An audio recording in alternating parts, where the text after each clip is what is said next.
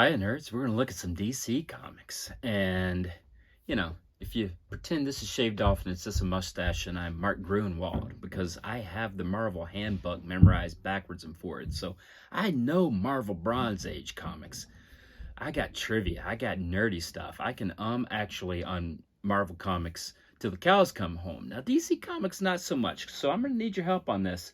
I know a few keys. I know the big characters. I know that Zack Snyder's a little weird, and so I know the big stuff about DC, but I don't know the details. So I'll need your help in the comments and to either correct me or to add in details that I don't know. But these are some Marvel Age, DC Bronze Age comics that mostly I picked up in collections and I liked them because the covers are awesome. All right, so let's look at them.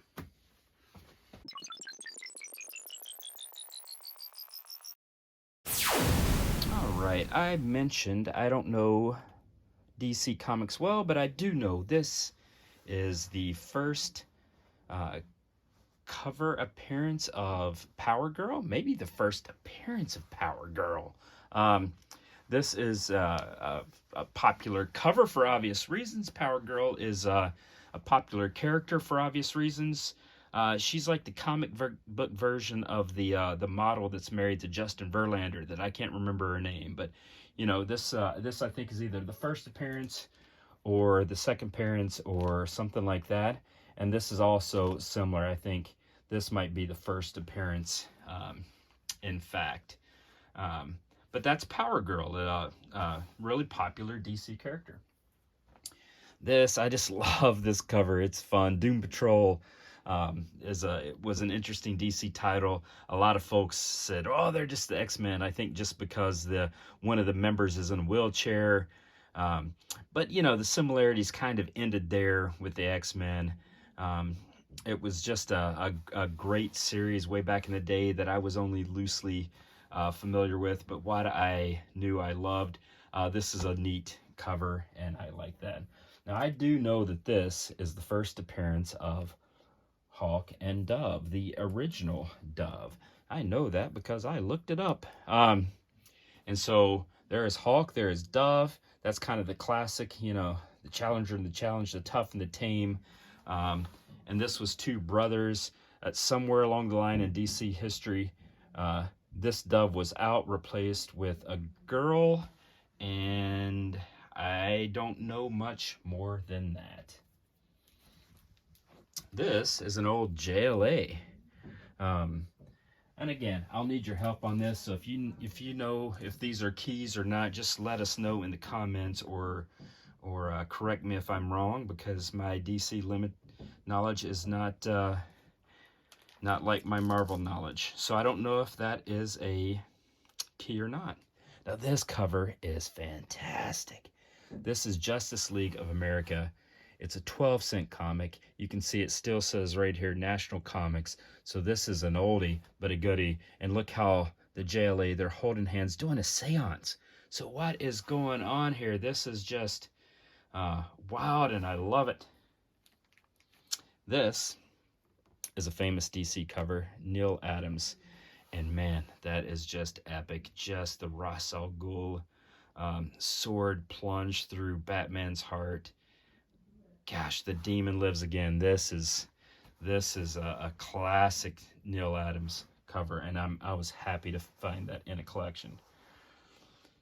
This, I do not know if it is a key or not. I just really like the cover. It was in a collection. I pulled it out. Same with this one. I have no idea if this is a key. I don't think Aquaman has a tremendous amount of keys. This is just fantastic. I just love that cover. Underwater with sea creatures. You can't beat it. This is the Teen Titans. So this is the old school before the new Teen Titans. The new Teen Titans Series 1 and Series 2 that came out really early 80s and then like 84 for the next one. So I really like these covers. I'm a sucker for kind of the floating head covers. I don't know if these are keys or not. I don't suspect they are, but please let us know in the comments. If you know anything about this, Teen Titans, they're just great. And so that is those. This is just a great cover.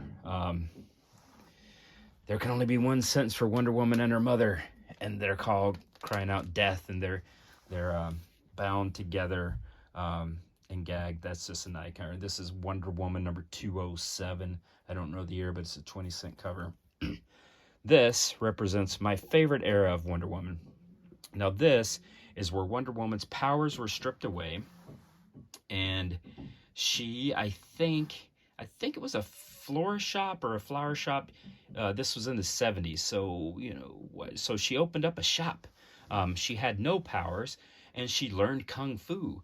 And so it was this take on Wonder Woman, like if she was just a a regular, kind of Marvel outside your window sort of character, and all of her Amazonian powers were taken away. And I really like this era, and it just gets so much flack and criticism, but I think it's great. This is a well-known issue, the Women's Lib issue right there. Lois Lane, Superman's girlfriend. I like this cover just because this is ripped out. She's throwing it down. Well, she is just dumping Superman right there. Here's another old Teen Titans. I don't think this is a key or all. I just really like that cover. It's just so vibrant and colorful. I mean, this is again the old National Comics. This is number 26 of Teen Titans.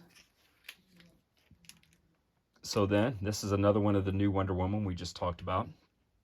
I mean, it's just great. She's on the slopes. So you can see her kung fu. Something's coming at her, but you can tell that even though she is powerless, she can take care of it. Here's another Lois Lane. This is a little Gulliver Travels. Little appearance there. And here's probably the most infamous Lois Lane cover. This is Superman's girlfriend, Lois Lane, number 106, the I Am Curious Black. Why did Superman have a machine that would do such a thing? And obviously that this cover has taken a lot of flack, and so it is infamous for that reason, but also quite valuable for that reason. So I was happy to find it in a collection.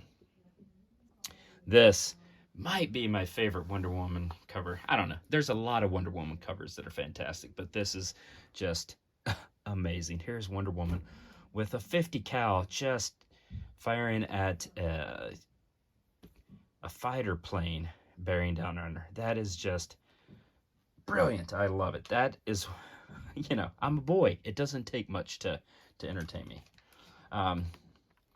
I know that this is a key because I looked it up. It is the second Poison Ivy, so I was excited to have that. It's also a really fun cover. Just, Robin on the phone. He's calling the hotline. Call Batman. Here's another controversial cover. This is Green Lantern co-starring Green Arrow, number 89. Another just the 70s covers were pretty great. There's World's Finest. I don't know if that is anything a key or not. I don't suspect it is. And this last DC cover, again, I am a boy. It doesn't take much to entertain me. There's Lois Lane.